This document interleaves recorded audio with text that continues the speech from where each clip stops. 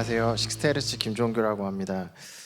제가 뭐 마이너스 10분에서 시작한 적도 있는데 오늘은 3분 정도 남아 있어가지고 제가 뭐 잘 할 수 있을 것 같다 생각이 들고요. 사실 에너지라는 것이 아까 김구한 대표님께서도 말씀하셨지만 이런 행사에서 초대받는 일이 최근의 일이다 보니까 제가 좀 과욕을 부려가지고 사실 슬라이드를 되게 많이 넣었거든요. 근데 마침 시간도 부족하니까 제가 사실 발표하기 전에 숨 안 쉬고 15분 동안 말하기를 연습하고 왔거든요. 근데 그거를 좀 내려놓고 여러 가지를 좀 스킵하면서 시간에 맞춰서 끝내보도록 하겠습니다. 제가 발표 자료는 혹시 필요하시면 요 이메일 쪽으로 문의 주시면 보내드리도록 하겠습니다. 네, 저는 오늘 에너지 전환을 위해 필요한 IT라는 주제로 에너지 전환을 하기 위해서 제가 보기에는 이런 IT 서비스가 필요한 것 같다 이런 말씀을 좀 드리려고 하고요.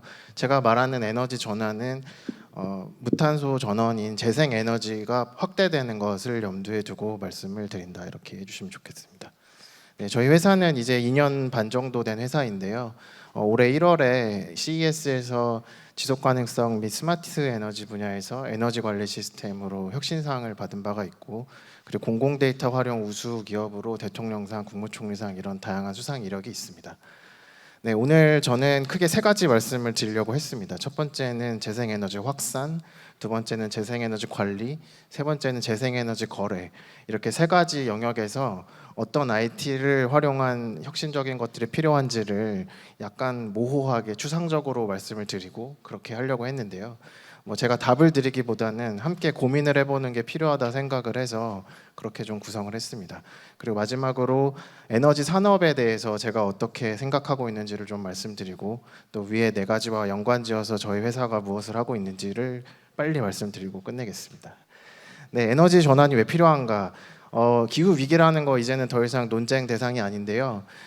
기후 위기 대응을 잘 하려면 온실가스를 감축시켜야 하겠죠. 근데 온실가스 대부분은 에너지 분야에서 나옵니다. 다른 말로 하면은 에너지 분야를 바꾸지 않으면은 온실가스 감축에 실패할 것이고요. 여기서 실패하면은 저희는 기후 위기를 극복할 수가 없습니다. 근데 한국 같은 경우는 재생에너지 발전 비중이 좀 낮습니다. OECD 평균에 한참 못 미치고 일본보다 못 미치는 것을 넘어서 사실은 중국보다도 발전 비중이 낮습니다. 그렇기 때문에 재생에너지는 매우 빨리 많이 늘려야 된다 생각하고 있고요. 그리고 최근에 아리백 등으로 대두되는 이런 글로벌 수출 기업들의 그 수출 장벽 이슈와도 연관이 되기 때문에 재생에너지는 매우 빨리 확대를 시켜야 할 것입니다. 지금 우리나라에 있는 모든 재생에너지 발전 자원을 다 모아도 아리백을 선언한 재생에너지로의 전환을 선언한 삼성전자 하나를 재생에너지 100%로 전환시킬 수가 없을 정도로 부족합니다.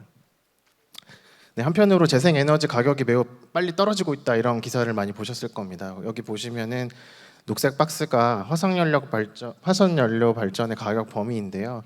2019년 자료임에도 불구하고 태양광, 풍력 등이 매우 저렴하다 이걸 알 수 있는데, 최근에는 이 박스 바닥으로 내려갔다고 보시는 게 맞을 거고, 요즘엔 특히 한국에서도 유가 상승 등의 영향으로 태양광 발전 비용이 더 싸졌습니다. 근데 한편으로 비싸다는 얘기도 많이 들어보셨을 텐데, 이게 왜 비싼지를 좀 따져보면은 비용 구조를 좀 분석을 해보면 되는데, 초기 투자 비용 그 중에서도 예를 들면 인허가 비용 같은 것들이 한국의 경우에는 여러 나라들과 비교했을 때도 굉장히 좀 많이 든다 이런 연구 결과들이 있습니다. 뭐 중국은 물론이고요, 독일보다도 더 복잡한 과정, 더 긴 기간을 거쳐서 재생에너지 프로젝트가 진행이 되고 있습니다. 또 한 가지 특징으로는 재생에너지 발전소가 한국의 경우에 좀 작다는 것입니다. 1메가와트 이하의 중소형 발전소 비중이 80%, 이게 한국의 현실인데, 이게 왜 문제가 되냐?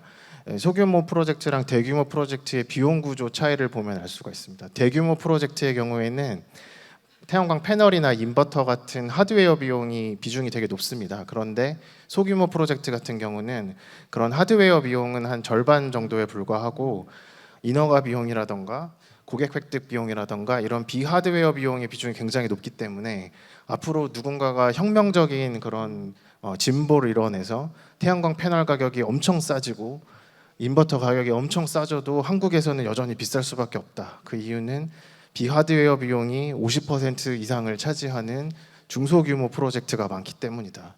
예, 그래서 저는 이 비하드웨어 비용을 낮출 수 있는 영역에서 IT가 뭔가 활약을 할 수 있다 이렇게 생각합니다. 서류 작업, 행정 작업을 자동화 시킨다거나 아니면은 수요자랑 공급자들이 온라인에서 서로 저렴한 비용으로 만날 수 있는 서비스를 만든다던가 다른 산업군에서 펼쳐졌던 이런 IT에 기반한 그런 혁신적인 시도들이 에너지 분야에서도 지금 필요하고요. 그거를 했을 때 재생에너지가 한국에서 굉장히 빨리 많이 보급될 수 있을 것입니다. 네, 두 번째로 관리 얘기를 드리려고 하는데요.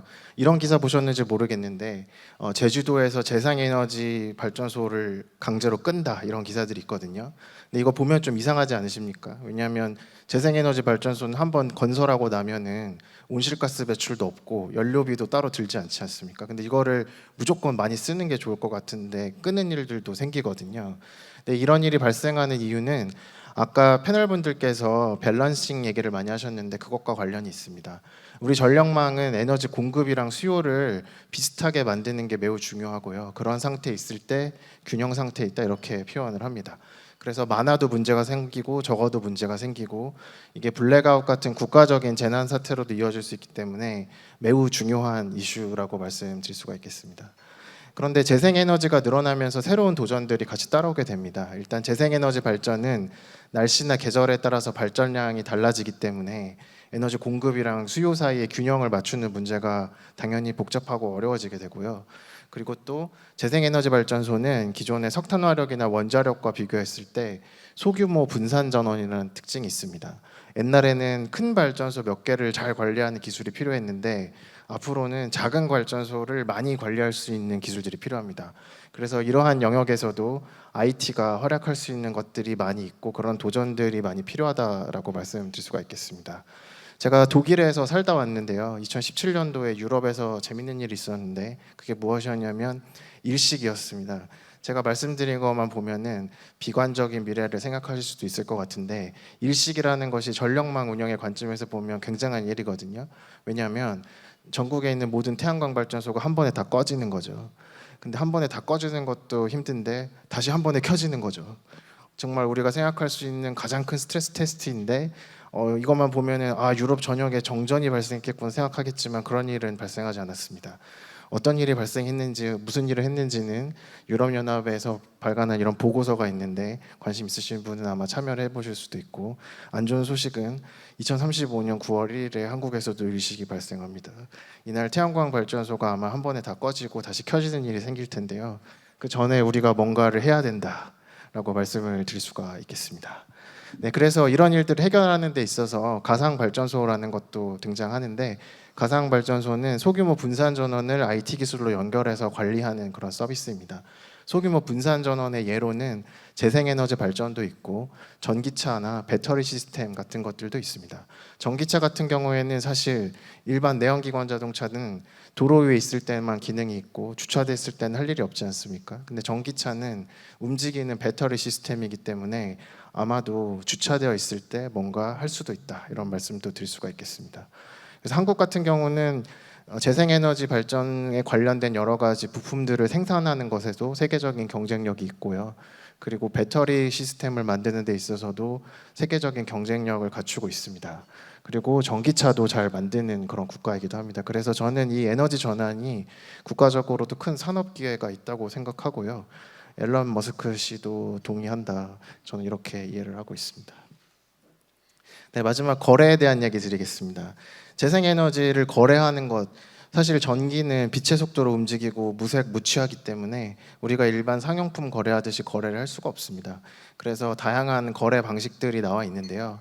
요거를 디테일하게 원래 설명도 하고 싶었지만 좀 빠르게 넘어가겠습니다. 제가 여기서 말씀드리고 싶은 거는 여러 가지 거래 방식이 있는데 기업들마다 선호하는 것이 다르다는 것입니다. 그래서 이 여러 가지 방식들이 다 현실적으로 가능하게끔 제도와 서비스가 등장해야 에너지 전환을 하는 데 있어서 불필요한 비용 낭비를 낮출 수가 있습니다. 그리고 흔히들 생각하시기에 에너지 많이 쓰는 삼성전자나 현대 같은 회사가 재생에너지의 주된 수요처일 거다라고 생각하시지만 꼭 그렇지도 않습니다. 오히려 에너지를 적게 쓰는 회사들, 그리고 소비자랑 대면하는 일이 많은 회사들, 예를 들면 화장품 회사, 이런 회사들이 재생에너지 도입을 더 빨리 많이 한다는 연구 결과도 있습니다. 그래서 우리가 이런 것들을 볼 때에 재생에너지의 수요처를 좀 더 확장돼서 생각할 필요가 있다고 생각하고요. 특히 지금까지 제조 대기업 위주로 얘기가 나왔는데 저는 스타트업이나 IT 기업들, 소비재 기업들, 화장품 회사들 이런 곳이 오히려 더 적극적으로 여러 가지 브랜드 이미지 강화 측면에서도 실천할 수 있다고 보고 있습니다. 예, 그런 결과들이 여기 있고 카카오도 작년에 재생에너지 전환을 하였는데 저희와 같이 하였는데요. 이런 IT 기업들이 앞으로 재생에너지를 선택하는 일들이 저는 많아질 거다 이렇게 생각하고 있습니다. 예, 저희가 직접 재생에너지를 도입하는 걸 한번 해보고 깨달은 바가 많아가지고 이건 정말 모두에게 알려주고 싶다. 그래가지고 2022년도에 이런 설명회도 했는데 당시 코로나가 매우 극심했는데도 온라인 오프라인으로 400분 정도나 오셨거든요. 한때 온오프 믹스 1위 올라가 있던 그런 행사이기도 했는데요.